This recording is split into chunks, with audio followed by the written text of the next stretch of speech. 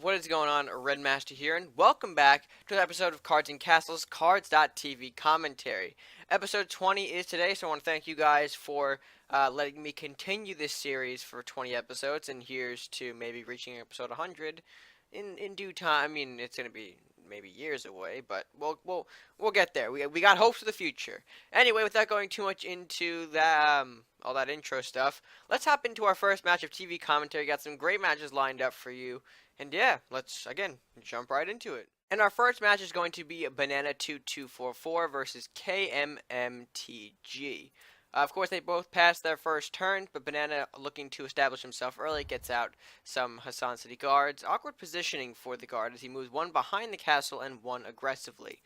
KM, I'm going to call him that for now, just for abbreviation's sake, is going to have to skip his turn 2, which gives Banana the room to place down not only an altar, but power up his aggressive city guard for 4 damage on face, leaving KM with a bit of a situation here to deal with a, of course, 4-3. Not that pleasant, but he gets out a Barbarian with a Medal of Bravery to help clear that up and keep his Barbarian alive.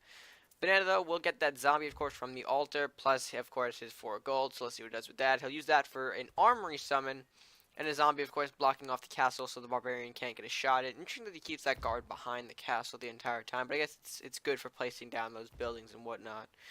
Of course, he gets another zombie from the altar. Of course, he'll also get a King Crab as well. I've neglected to mention that Cam also threw a Black Knight on his turn, which powers up his Barbarian, but I don't know how much it's going to help.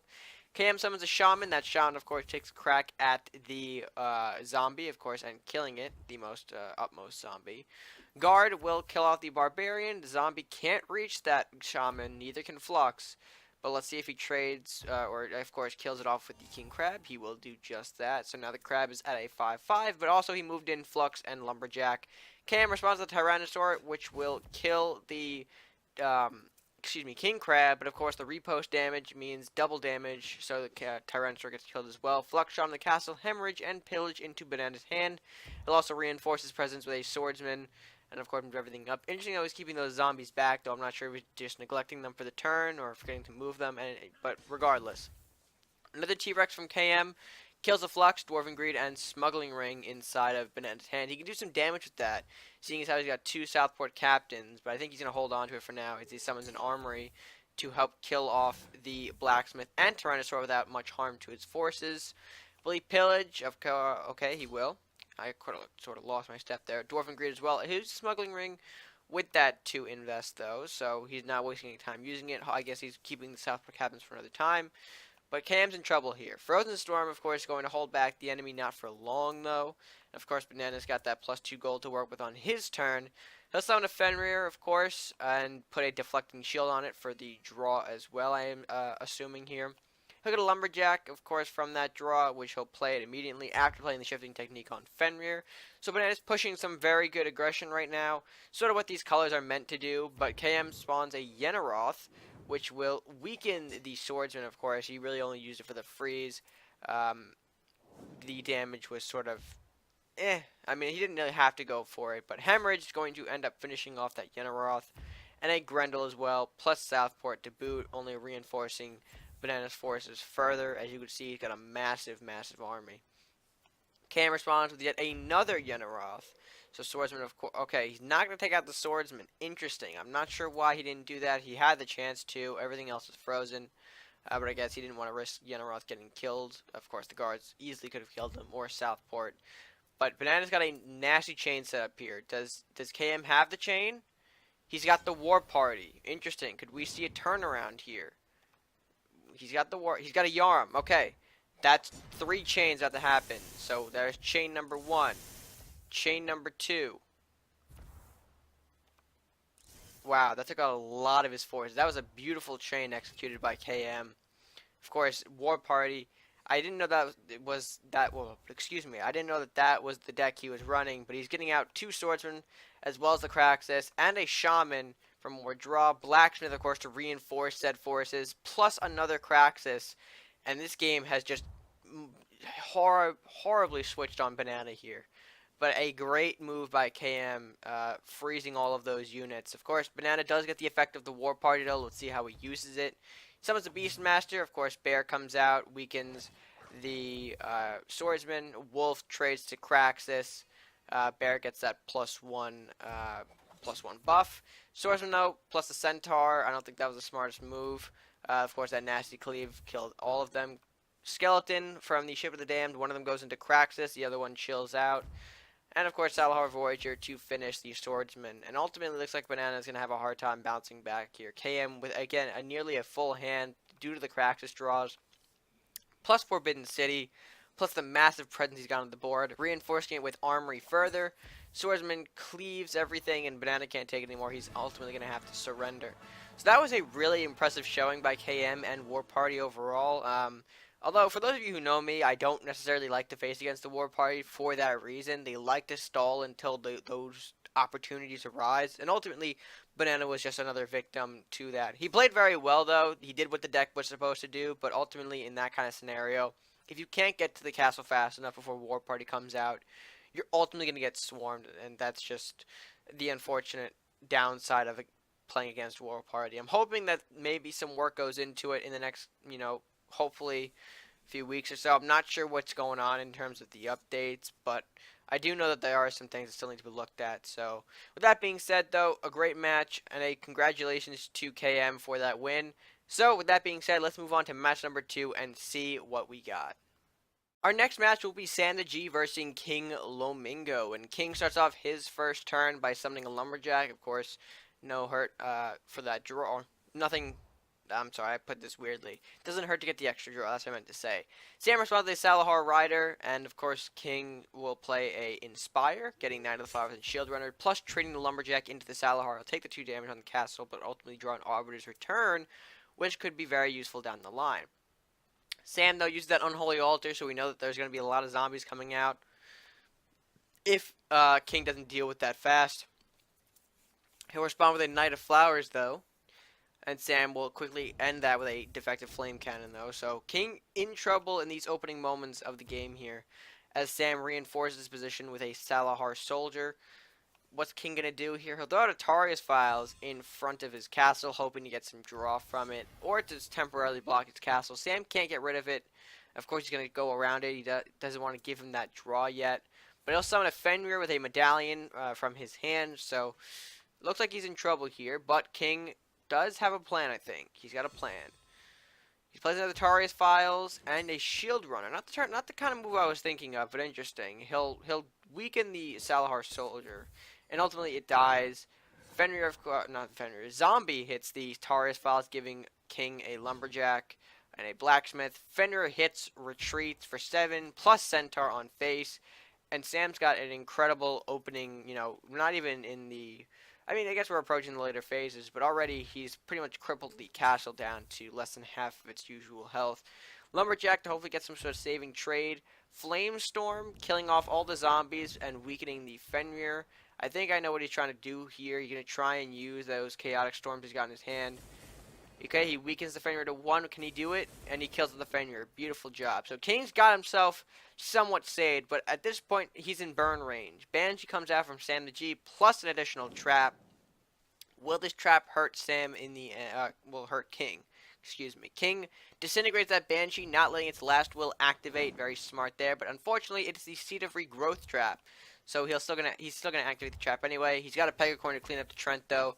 No need to worry on King's part, and King's getting himself slowly back into this game. Dancing Swords from Sam will move aggressively, plus an additional trap card. I'm not sure what that trap is. I'm thinking it might be some sort of, maybe the Adaptive Armor trap. Okay, nope, he's going to kill off the Dancing Swords to reveal another Trent. Plus the Craxus, though, from King will kill off the Trent and gain him plus 2 cards. Very nicely done. Again, avoiding that Seed of Regrowth trap. It can be dangerous if you're not prepared, however, King was. Another Dancing Sword, this time lower on the map, plus an injured Trent, which will just sit, of course, right down there, not bother anybody. King will play his Arbiter's Return finally to get himself back into this game with about 16 castle health, plus the Banshee as well, to put himself in a very great position for aggro damage. I think Sam's going to start to falter off here. We might see. He'll play a Forest Revolt, which means he'll get his two 5 health Trents back, rather than just having a 3-3 and nothing, I guess. However, I think it might be too late. King Lomingo playing the Armory and the Blacksmith and the Flame Shield to buff up his cracks to a crazy amount. 9 damage onto face, plus Salahar Rider, and moving the Banshee up. It looks like King's got this game groundly secured, though. Salahar Rider onto Craxus. Of course, that's going to hit and deal 2 damage where? The castle, of course, not what he needed, though. 2 Trents, of course, I think I was going to trade into Craxus. I mean, this one, I think Sam has admitted defeat. He can't deal with that big Craxus, so unfortunately he's going to have to surrender, and giving King Lomingo the win. So, that was an interesting match. We saw the early aggression from Sam. I mean, these colors, red, white that he was rocking, very, very aggressive colors. It's hard to say if he was running Forest of Devastation, because I did see the tree synergies got in there, the Cedar Regrowth, the Forest Revolt, the Injured Trents, although he did have some different cards than I would use. You know, I don't use the Salahar Soldier in my deck. I don't think I run Salahar Rider, actually, either. Let me just check that real quick, or else it's going to be on my mind for the rest of the day. No, I don't, but he did have a lot of similar things. But ultimately, he wasn't able to get the job done. I think King was very lucky with the Chaotic Storms, of course, hitting his successful target, but I guess he did a good job of mitigating the targeting with the Flame Storm. Overall, a very solid match and a very solid reason to emphasize that Crusader Warlock still a valid option, and of course the Warlock Druid still a very interesting, very strong early aggression deck. However, with Crusaders, you just kind of have to push face damage, or else they're going to get those big castle heals as we saw. So again, good match though. So, and I think I lost my English words for a second. So, with that being said, let's move on to match number 3 and see what that has to show us. My final match, it'll be BLite versus Tucker123. B starts his first turn. Of course, simple Lumberjack for the extra draw. Can't hurt. Tucker does the same thing in response. Although Tucker's colors do indicate he might be running a War Party deck, so we'll have to see later on what Tucker's got in store. BLite, of course, passes his turn too. We can't do anything. Tucker responds to the Unholy Altar to get some zombie pressure going. What can B do? He'll summon a Witch Doctor this turn, of course, and going interestingly aggressive. You wouldn't usually see a Witch Doctor there that early, but I guess he knows the Unholy Altars need to be killed now. He'll summon a Shield Runner and place down another altar. B can respond with... Okay, he's going to hit the Shield Runner first, and then he summons, replaces an Aijutsu, hoping to maybe draw out a attack. Hopefully maybe the first attack. We'll see. Courthouse on the field, very dangerous. I think that's going to prioritize as a target. But he's not hitting those zombies. Interesting. Flux, of course, comes out, just chilling back there. He doesn't want to set the Aijutsu trap off on Flux. He wants to see if one of these zombies can hit. They will, of course, Aijutsu being thrown on the Witch Doctor. He'll take out the zombie, no problem at all, but summons another Courthouse down below, knowing that his first one up there is being threatened, plus an additional Shield Runner. So Tucker's looking like he's throwing an interesting sort of Judgment token deck in the mix of the ladder competition. Quite interesting. I haven't really seen this deck, but we'll see how BLite responds. He plays a Shadow Katana onto the zombie. However, 4 Judgment damage will take out Flux just like that, and Witch Doctor's going to get a hit off on the castle. How does Tucker respond to this? He's got a lot of zombies. We can see 5 on the board now. He'll activate the Secret Dragon Trap that BLite placed, summoning an Ice Drake, which will die quickly to 2 zombies, as he moves everything else up further, which will become more dangerous as as they get closer, he's got to be careful about what he sacrifices, because the Judgment of 4 is really going to take its toll in this match. He summons the Dread Pirate Robins to kill off the Flux. Of course, that's going to easily get killed off. But he'll get 5 gold from Robin successfully combo killing Flux, which he'll summon a Grendel. And, of course, run that down the center. He wants to get his units to get attacked, if that makes sense. But I guess he's ultimately not going to... it doesn't really matter. He's going to give up there anyway. So, unfortunately, BLite fell to, I mean, he couldn't really handle the token swarm, but that's interesting. I haven't really seen that deck played, or I didn't really think that was a valid option. Blue-white token judgment. I mean, that's what I'm going to call it for now. Courthouse is very, very strong, although we haven't really seen a lot of them, of course, due to the fact that there are so many buildings in this current meta, due to sort of what some players call the lack of building removal currently in the game.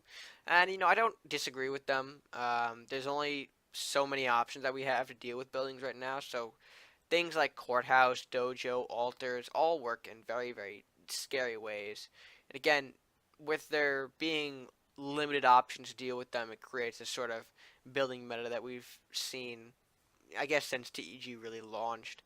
But overall, a good match from Tucker, well played. Unfortunately, B can't really help you out on that deck. I haven't really played against it myself to know how to properly combat it. I mean, I would say I don't think a trap deck was the right call there, especially in those colors. But anyway, enough about that. Great matches today from our competitors overall. I think this has been a pretty successful episode 20 of Cards.tv. With that being said, guys, if you enjoyed this video, please be sure to drop a like on it, share with your friends, of course, comment down below your favorite match of the day, and hopefully we can keep the series going to episode 100 maybe. Again, big aspirations, but, just going to keep going. If you guys want to continue the series, do tell me, of course, in the comment section below. I would love to hear your thoughts about, as well as your favorite match of the series, or of the day, I should say. Leave your thoughts if you want this series to continue, because I really like doing these videos, like giving the insight on these matches that happen. So, if you are new to the channel, though, before I go, I almost forgot that part. If you are new to the channel, please make sure to hit that subscribe button. My English is not working today. Hit that subscribe button. Help us grow the channel. Help show your support just by clicking that subscribe button. And with that being said, guys, before any more of my bad English spills out onto this video, I'll see you guys next time. Stay gaming.